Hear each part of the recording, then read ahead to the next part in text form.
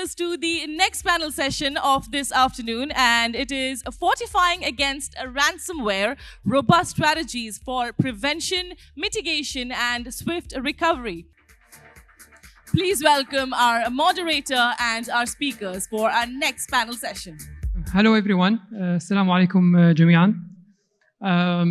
It's basically my pleasure being here with you today, along with my colleagues, to discuss such an important topic that touches base basically with all the industries actually when it comes to the trending breaches and cybersecurity attacks.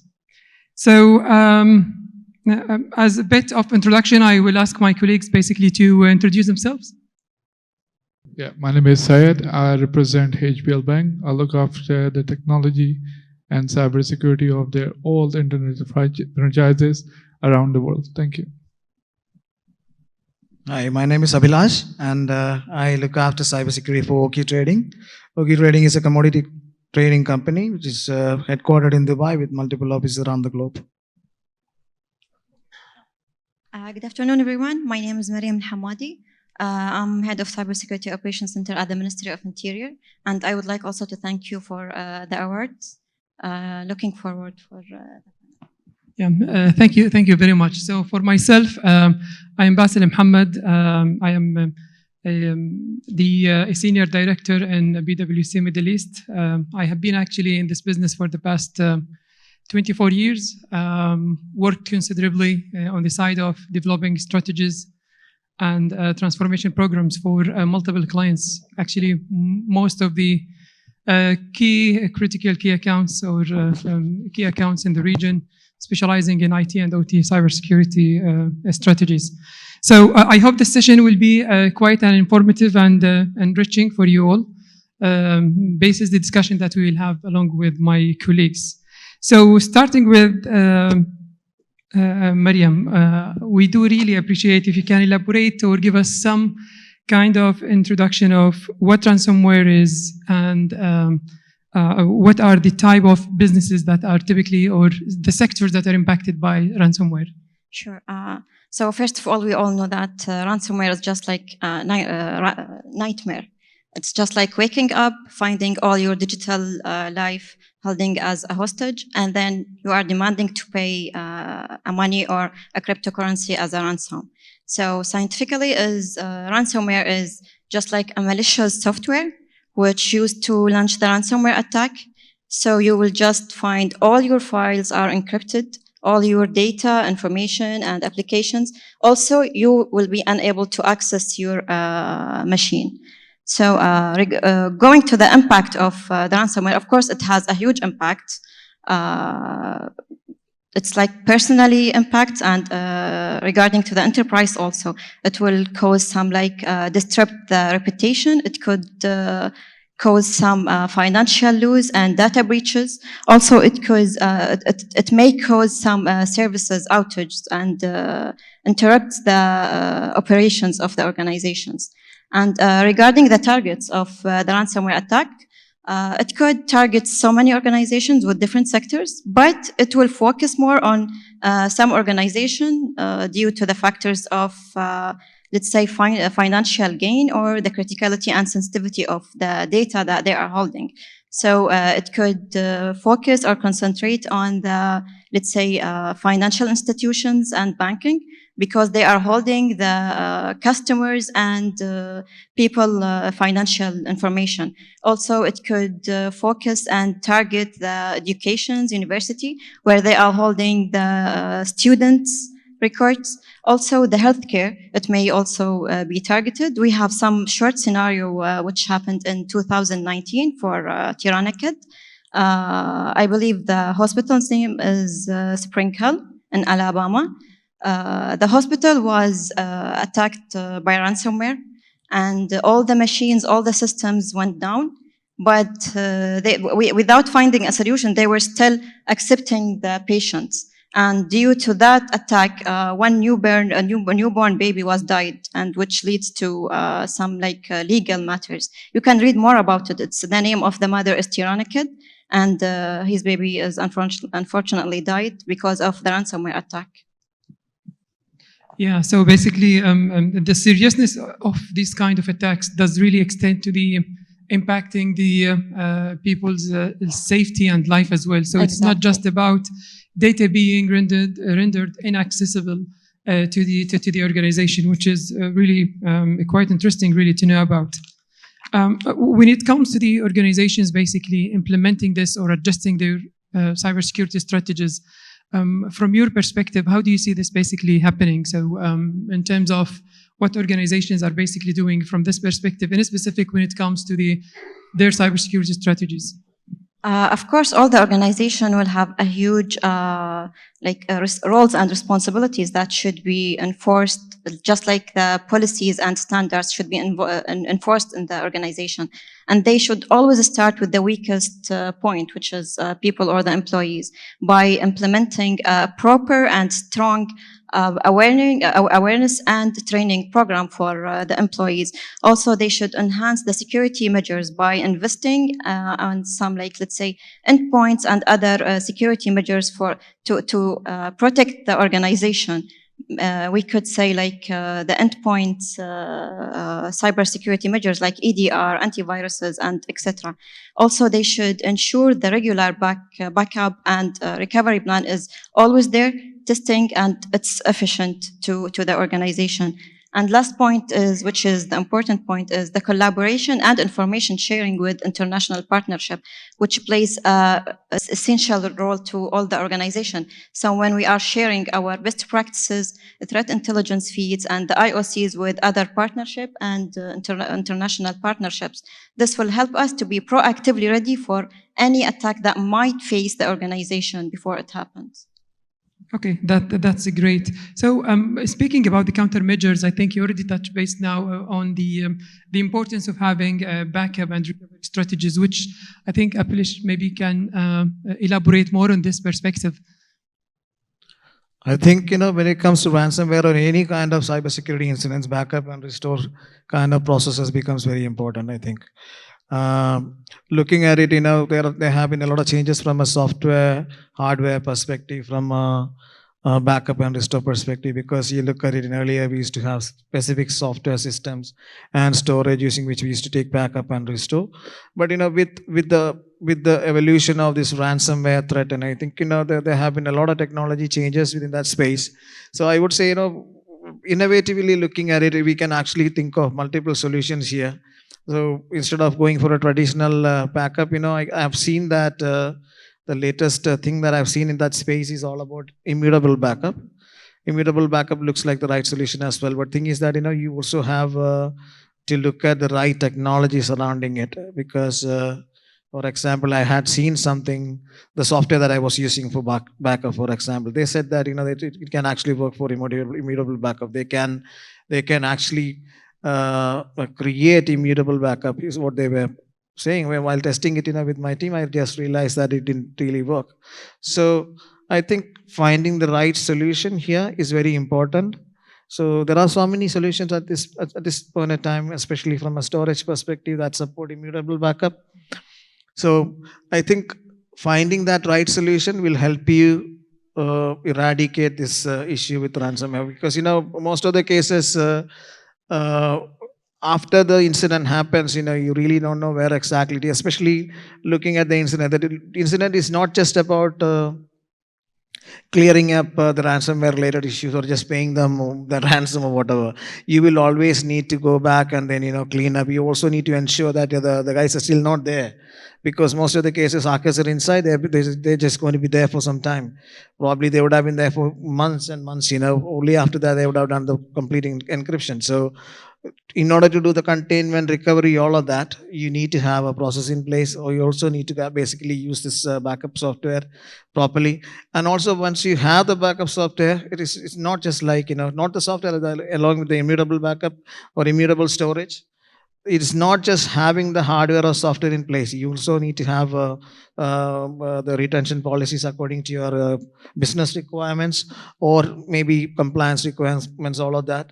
And another most important factor here is that, just by having a backup, it's not going to be of any use, because I've seen in my own experience a long time back, we've had a server, we had the backup, but when we actually lost all the data, we were not able to restore it because the database backup was not really correct, because I think it had got corrupted. So I think restoring and then validating the restoration, validating the backup itself is a key area that we have to consider here.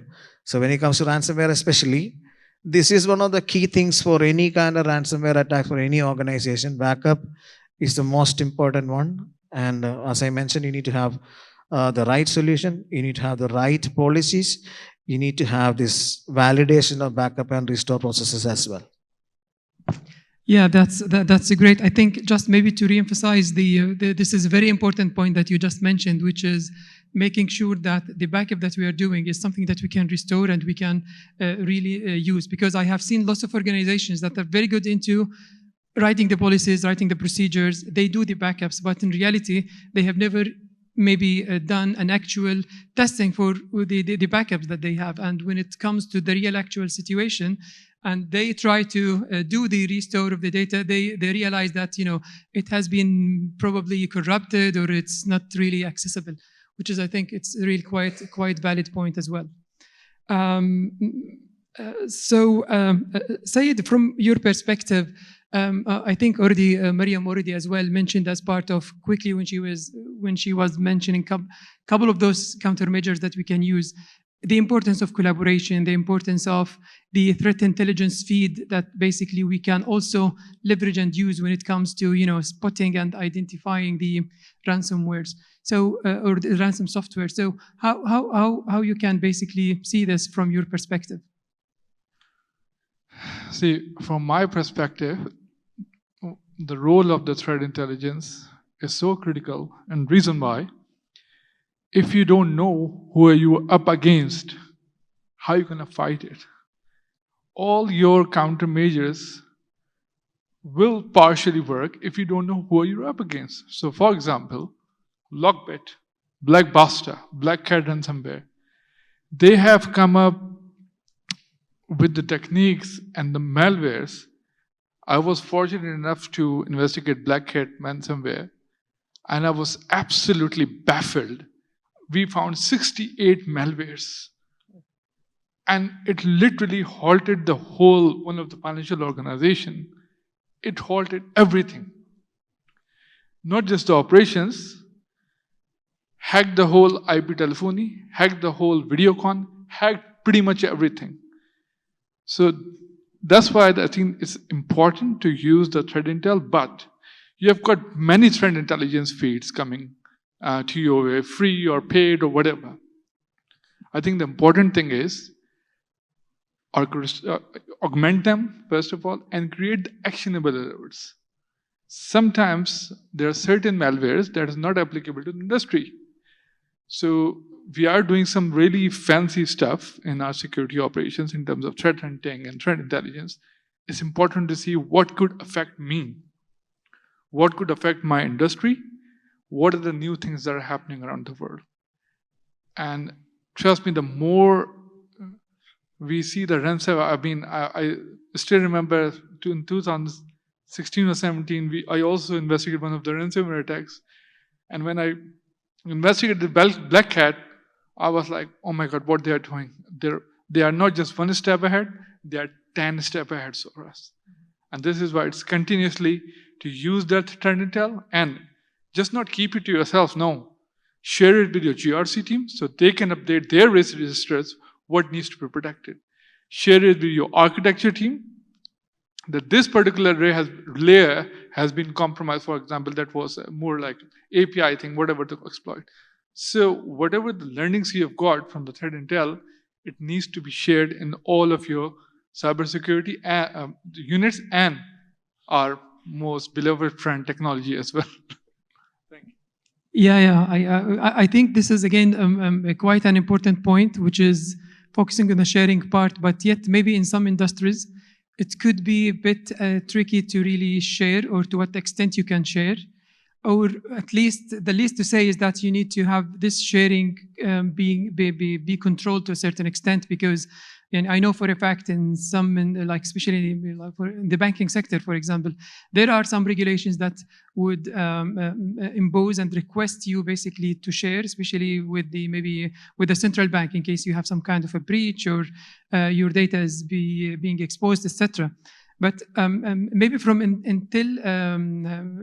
threat intelligence perspective, as you rightly said, the wider sharing across the community, the geography, and beyond that would be quite of an importance, right? Just before this panel, I think one of the ladies were mentioning about how we help out and support the SMEs. That's important. Banks have got this multi-million dirhams of budget in their pockets, but what about the SMEs? I think it's our moral duty, I'm including myself, maybe government institutions, any cybersecurity working group, any WhatsApp group, in fact. We need to help them out. They don't have big pockets. We do need to help them as well in whatever way. And it doesn't have to be setting up the institution or looking at the government. Whatever we can do, if we learn something, if that can be shared, SMEs needs to be. Yeah, and Maria, maybe you have something to comment.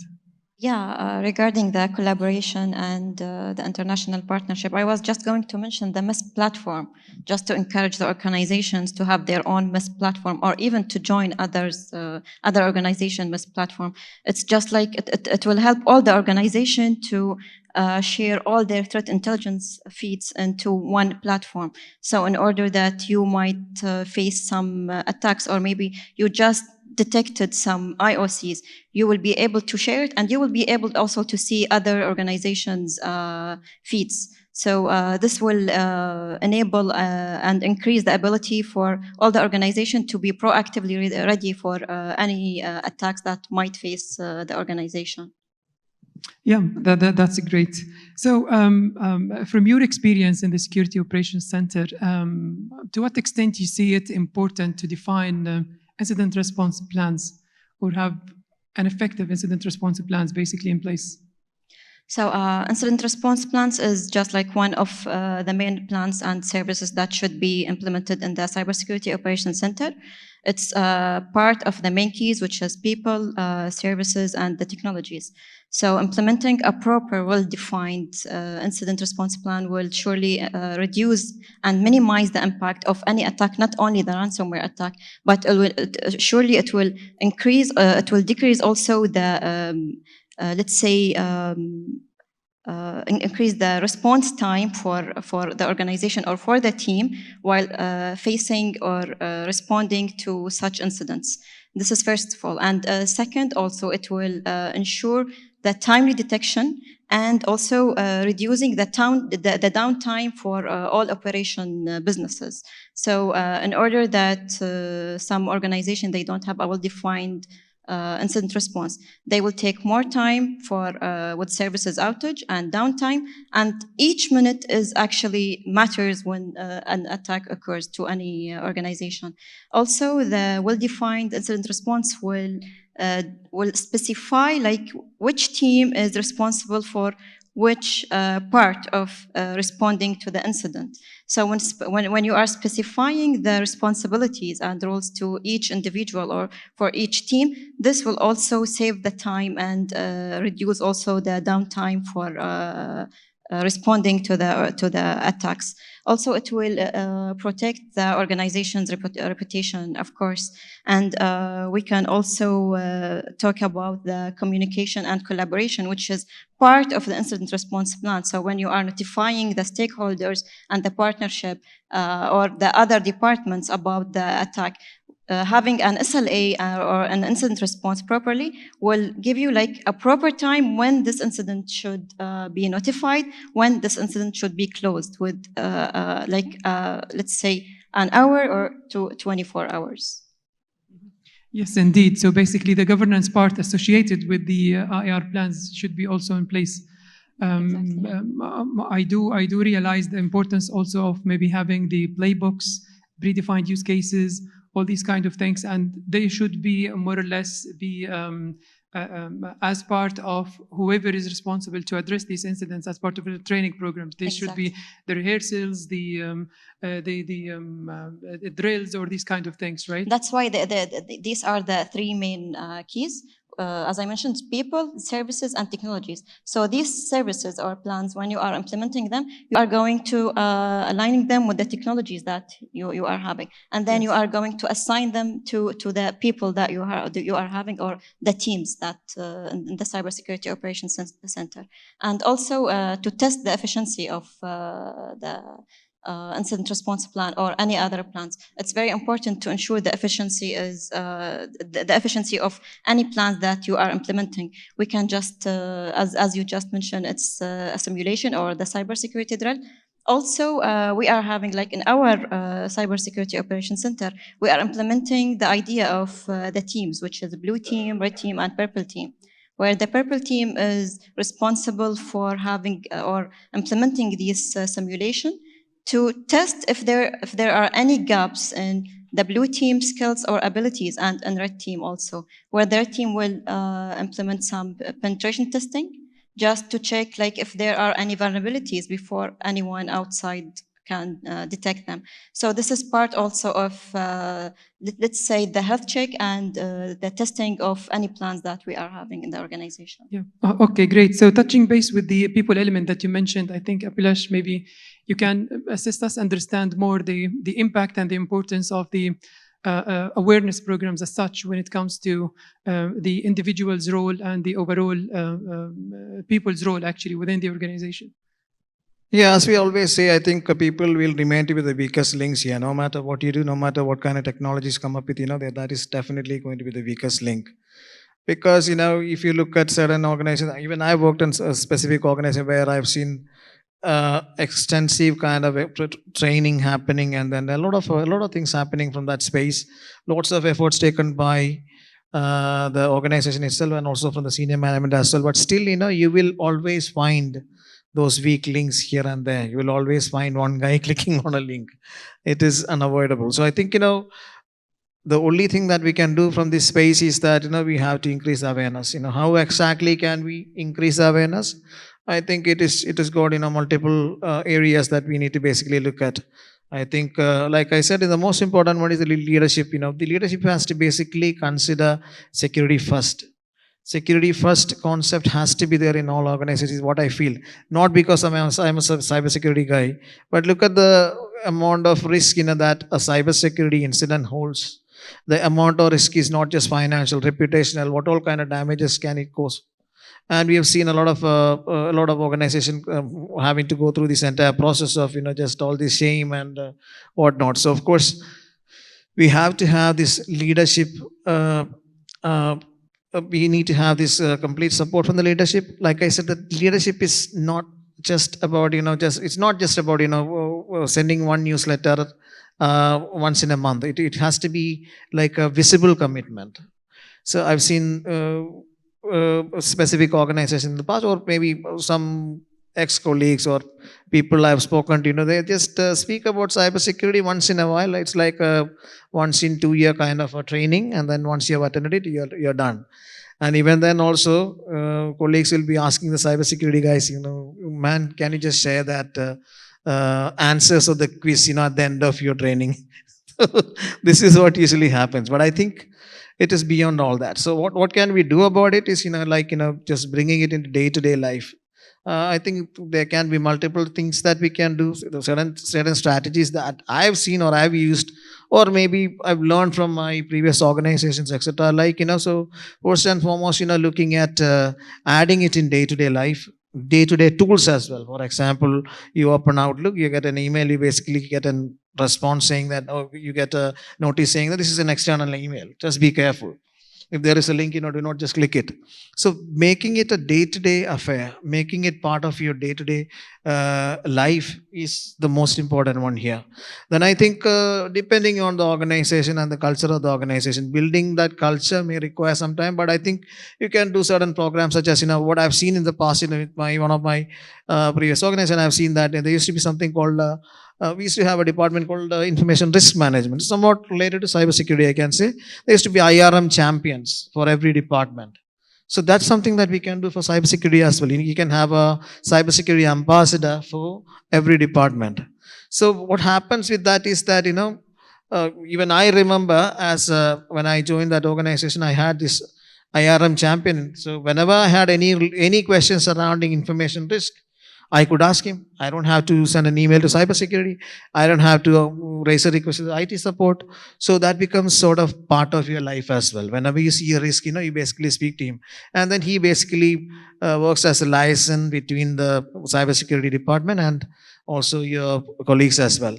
And then I've also seen other social events. And we anyway will have social events. These days, I think there is a plethora of social events happening. And that's what my experience is. I do not know about all the other businesses. But, I would just say, while you're having the social events, why not make cybersecurity a topic as well in there? So when you say formally do a training, it is going to be difficult for anyone to basically, you are going to think, oh, this is formal, I have to do it somehow, man, what is this? But, if you make it a casual discussion topic, there is definitely a different impact, not like, doing a training. The casual discussion basically makes you aware of what is happening. For example, we've seen that, what happened in Hong Kong just 1 or 2 months back, the deepfake conference call with the CFO and CEO, and $20 million, $25 million gone. So I think it is because, people do not know what is happening in this space. So for them to know, instead of having formal conversation, why don't we have casual conversation? So I think lots and lots of different strategies can be used here.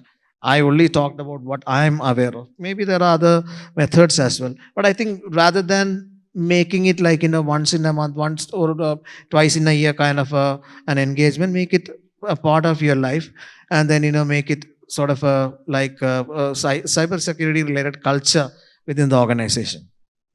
Yes, that's quite true. I think maybe just to complement what you just mentioned is the importance of having the cybersecurity awareness campaigns or programs as part of the overall cybersecurity strategy in any organization, which eventually will have the multiple types of elements, methods, or approaches to touch base with this very tough, I would say, kind of task, which is making cybersecurity part of the culture. Which is, typically when it comes to humans, this is something a bit tricky whenever you want to introduce some kind of a change or enforce a change. But in reality, what I have seen is that without really having this put into the context of being part of a campaign and have different types of methods like in newsletters, the emails, the giveaways, the sessions, the trainings, all these kind of multiple different kinds of means and methods. Otherwise, it will be a bit, even the phishing campaigns, for example, this is something I think most of the organizations are these days are practicing with their employees as well. When they try to, send them some kind of phished emails or messages, part of the awareness campaigns. I think, again, a part of this ransomware thing is quite data-centric.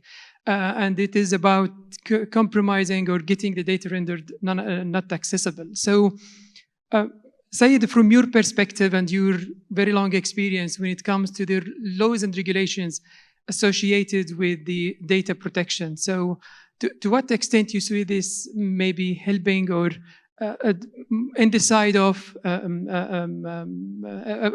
the side of the protection and the preventing and minimizing such kind of attacks? Let me start with a joke first. So back in days, our life were very easy. We had data center, we have got VLANs, different VLANs for databases, different VLAN for application server, different ones for the middlewares. Our life was absolutely easy. But then business side, there is a new thing called data lake, data warehouse. Let's put all our data over there. And we made it easy for our friends and around the world. Why do we have to break so many walls in data center? Let's just focus on the data lake and that's it, we are gone. So this is why I think the reason why I'm mentioning this, it has now become more important to have data protection laws. As an organization, it's our duty to protect customer data. And back in days, yes, we were sharing everything on Facebook, on, if you remember, Orkut and MySpace. And then we realized, oh my God, my data is everywhere. Now I need to protect it.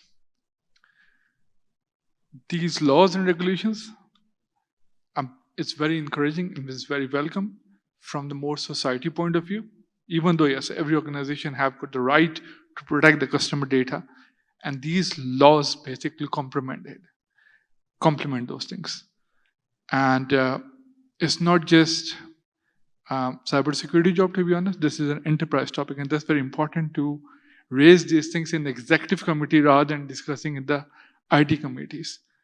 Everybody needs to protect it. Person who is entering the data in one of the franchises in Ras Al Khaimah to the person who is processing and maintaining the data in the data center during the administration is everyone's responsibility. Second thing now is, important thing is, how do you handle the data within the organization? Yes, you can always protect your front ends and all, but the bigger threat is what's inside in your organizations. And as I said, data is every people now hardly realizing basically they've got customer files, they've got customer sheets, as I said, data lake, everything is there. And this is why I think one of the important elements is also cybersecurity awareness. Again, take it to the top. I remember in one of the organizations, the CEO asked to the CISO, every month you come to the executive committee and tell us at least one incident that was more like a bizarre or out of ordinary. So everybody knows their responsibility. As I said, it's not just CISOs or technology responsibility, operations, business, everyone's responsibility too, because they are the one also handling the data. Yeah, that's insightful. So when it comes to the maybe to the regulations, I think each one of the countries in the region are more or less they're racing into issuing their own regulations when it comes to data protection. And to a certain extent, this will set those who are non-compliant to a certain extent after a certain period with some kind of obligations. So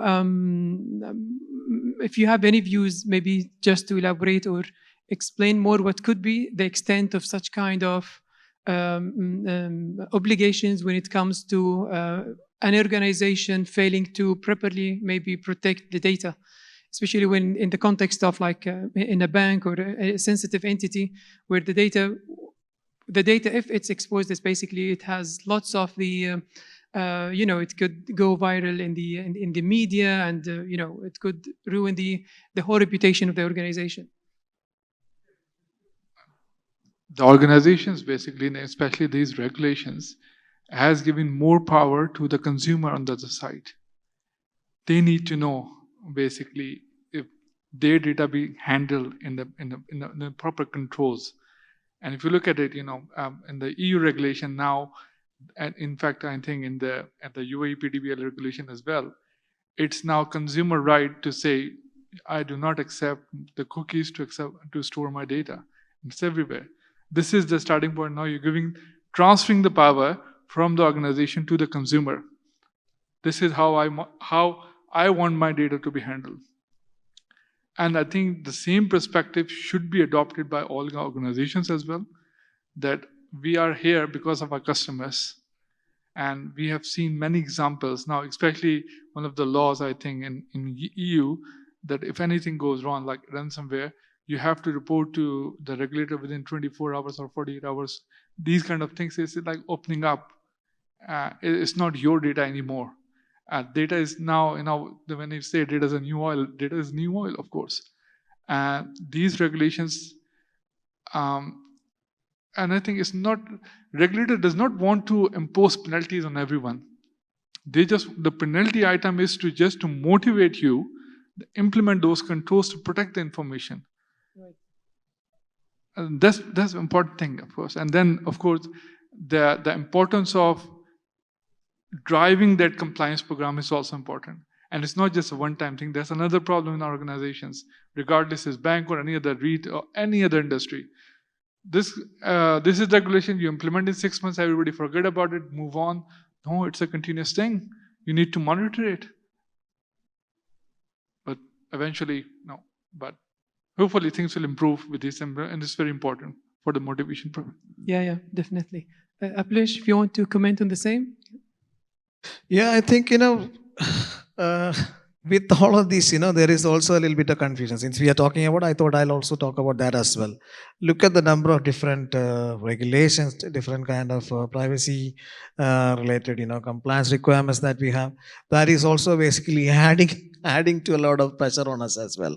Because when you look at it from a data expert's perspective, look at you have to apply this specific regulation, you have to apply this one, and then it becomes like extremely crazy for us to navigate it. There is nothing like one single regulation for the entire world, right? Especially within GCC. Now we have just started with the process, but eventually look at it. We are an MNC. Where I work, it's an MNC, so we have a presence in the US, in the Europe, and all of that. It's not really like a huge presence. I would say probably 100 people sitting there, but I have to follow this process. Imagine the amount of stress that we'll have to go through in order to get all of these things organized and then ensure that we are also compliant. So that becomes a challenge as well. While we are talking about it, I'm also talking about the challenge. But yeah, I think we need to look at it from a holistic perspective while we are doing this. We need to look at it even from strategically how exactly we are going to grow, where all we'll have a presence. Based on that, we have to set up our internal data policies. Because when we talk about ransomware, we are always going to get to the bottom of it. The bottom is always data. Like we said, data is the oil, data is the money. So yeah, we have to follow all of this. But if you ask me, do I have a clear solution to this? I'm sorry, I cannot really tell you exactly what we should be doing in order to get to a solid state where we feel, oh, everything is all right, I've done everything. But yeah, I think you look at reducing the risk instead of completely eradicating risk. That's not possible in usual cases. I would say you look at completely reducing the best ways possible, especially from a compliance perspective. Yeah, that's great. And I think maybe just one last point on the compliance side is that compliance shouldn't be only the objective, because eventually so many organizations that are good into ticking the items on a checklist, but in reality, they're not really properly protecting their organizations. So it could be that, you are the ISMS, the PCI, whatever standard that you are implementing and compliant with, but in reality, you're not really secure. You have this fake sense of security, right? Okay, so maybe it is a bit of an open question when it comes to I think lots of our colleagues mentioned the advanced technologies like AI, ML, and quantum computing, for example, and all these kind of advanced technologies that are upcoming, and how these could be basically fueling this kind and this type of attacks. Maybe, Mariam, if you want to go first.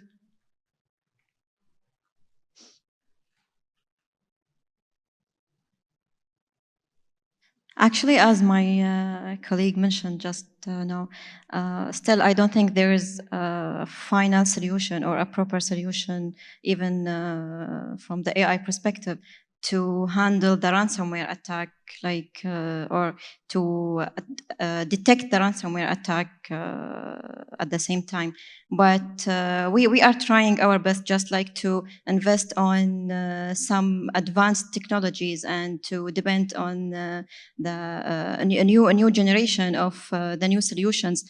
Just to it's our job to try our best so we can be able to at least find what's going on inside our environment, or what's going on inside the infrastructure itself. So if there is, because the ransomware is just a malicious software, so there could be some solutions will help us or support us just to find such viruses and to minimize the risk and the impact of the ransomware attack at least.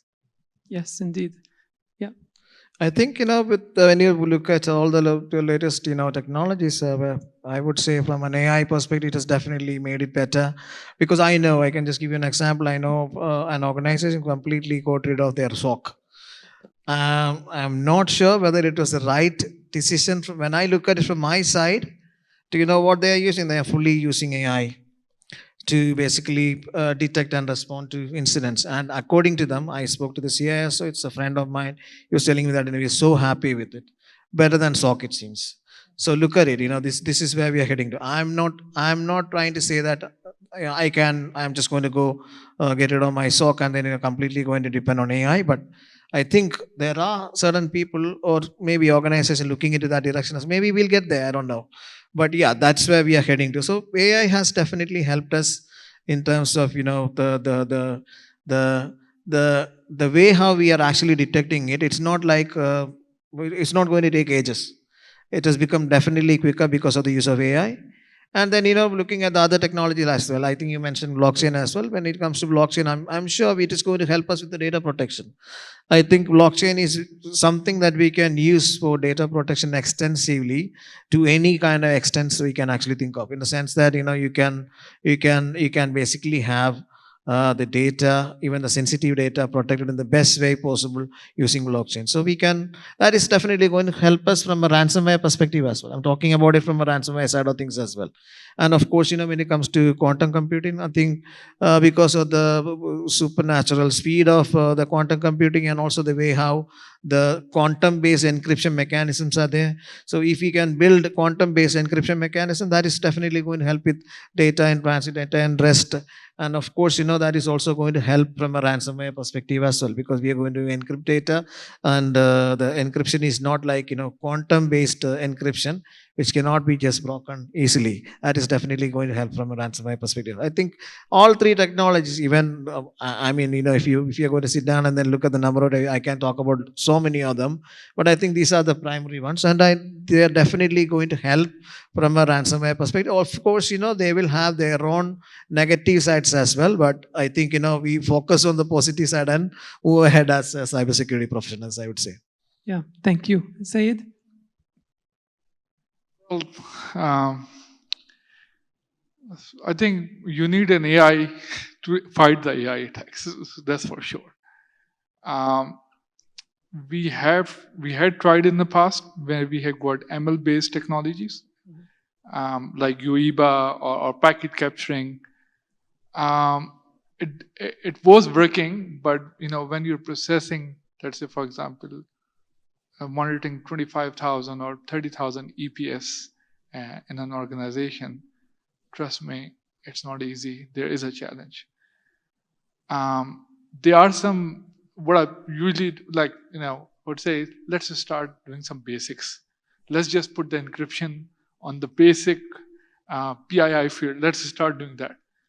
Because organizations are becoming more complex, and the reason why the business is becoming more complex. The business wants to offer more convenience to the consumers and the customers. And I don't blame them, but they don't let us sleep. That's the only problem. But this is what it is. So convenience, but when it comes to convenience, more digital technologies mean more openness. When more openness means no sleep for us. Yeah. But with the AI, I think, yes, the new tools are coming, but the kind of processing powers it needs to analyze the logs and the traffic. Yes, I've seen some tools working for the AI-based attack for the email phishing.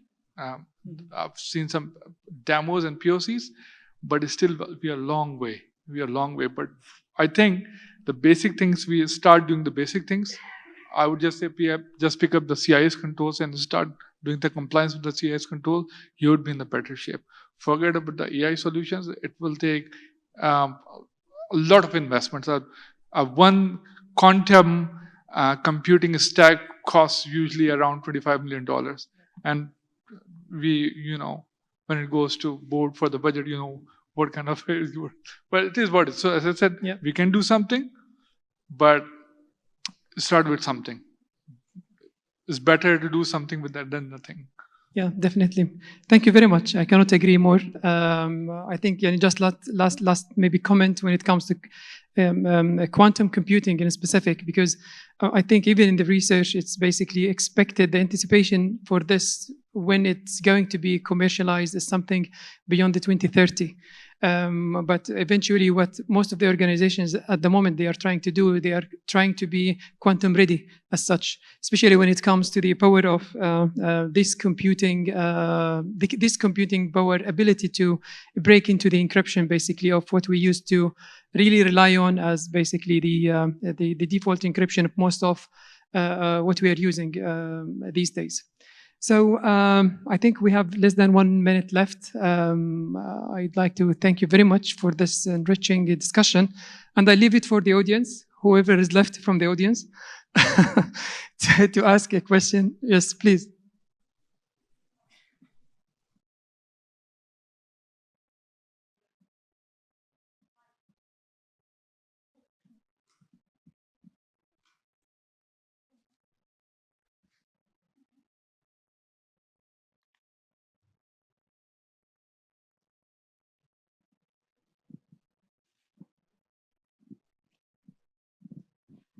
Thank you so much for this insightful discussion. I'd like to add something relevant to information sharing. Okay, Maram mentioned something called MISP to share, let's say, information between or thread information between, let's say, organization. So let me tell you something from based on my experience in Jordan. We are using MISP between the Central Bank of Jordan and the commercial banks. So we are sharing, let's say, the thread information and cybersecurity incident in case we faced, in order to, let's say, faster the instant response on the financial sector level. And I feel that the role of CISO goes beyond her or his, let's say, organization. So the role of CISO should contribute on the relevant sector. For example, if you are part of a financial sector, so your role should also to contribute in the protection of the financial sector itself through the sharing of information. In addition to that, we've seen recently that countries across GCC, they signed what we call it MOU, Memorandum of Understanding, to share threat information between countries. So it's best practice to share information. I know it could be sometimes annoying or let's say when it comes to critical, let's say, sensitive information, but believe me, this is a good way to stop or to, let's say, minimize the impact of any cyber attack that could hit it on a nation level or, let's say, at a sector level. Thank you so much. Yeah, thanks for you. Okay, so maybe just to comment on the point that you mentioned, and I think it could be insightful as well for everyone. I think what I have been seeing in the market in general and in the region in specific is that there is this kind of a trend of doing things at sectorial level. So even especially when it comes, for example, to the security operations centers, there are lots of efforts basically done at the nation's level to do this at a sectorial level, like even like for example for the ministries at the level of the Ministry of Defense, the education, whatever. So because eventually this kind of investment usually it requires lots of funds. And organizations, medium to small, they won't really be able to do this on their own, especially if they are a subsidiary of a larger organization. So this is quite trending in the region, and maybe Mariam can comment on this, especially the Security Operations Center part. Exactly, yeah, but related to the Ministry of Interior MISP, we are actually implementing our MISP internally. Our engineer are working, our experts also, they tried their best to work and to find the best solution that could be aligned with our standards and policies. So they have created and they have designed all the MISP platform from the starting, and still we are working on it. Inshallah, it will be done during this year. Yeah. Any other question? Yes, over here. Thank you so much for the insights shared with us today. I just have a question. What's your take on the readiness regarding quantum safety? And what type of interventions can we introduce just to make sure that we improve readiness as organizations across the globe? Yes, Said, please go ahead.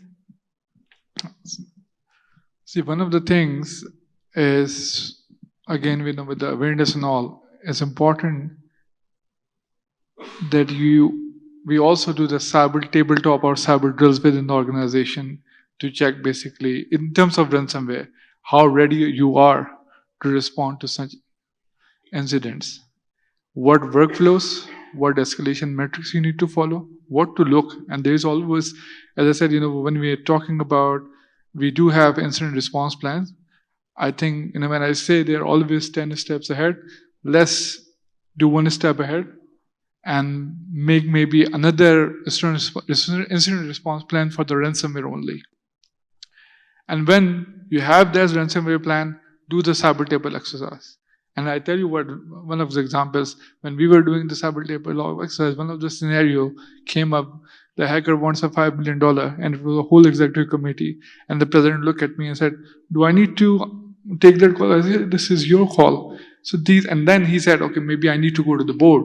So when you are doing these cyber drills and tabletop exercises, you're actually self-evaluating yourself whether the document that I've prepared, are there any gaps, and whether I can follow that. And these plans, I think, usually what we do is, there's from the audit perspective, we will review it in next 3 years. No, it's a live document. These plans, all these frameworks needs to be updated whenever there's new things coming up. I mean, coming back to my threat intelligence and threat hunting part, if something new is coming, new or modus operandi of certain ransomware, then you go back to your incident response plan or ransomware incident response plan and update that as well. That's my thing. Yeah, I hope this answered your question. So, yes, please. Okay. My question was more on the quantum readiness, quantum safety readiness, not necessarily on the ransomware readiness. So you spoke about quantum technology. So it is coming, but in terms of the encryption algorithms that we are using, are we ready as organizations?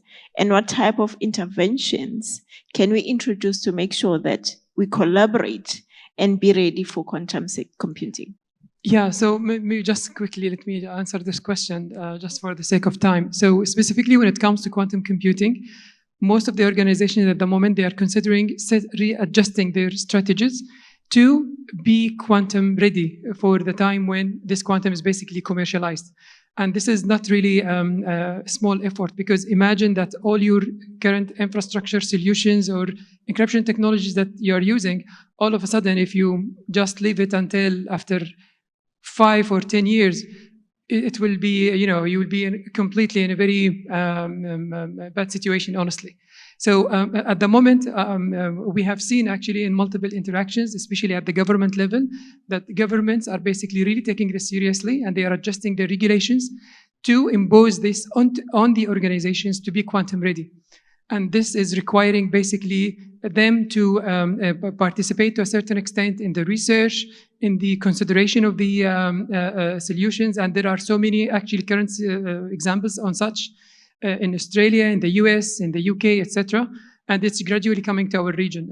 I have seen this initially starting in KSA, in NCSA in Qatar, and I think in UAE we have a very similar effort actually for this quantum ready kind of era that is basically approaching. So I think with this, just again for the sake of time, I'd like to thank our speakers, our great expertise, and Cyber Express for this opportunity. Thank you very much.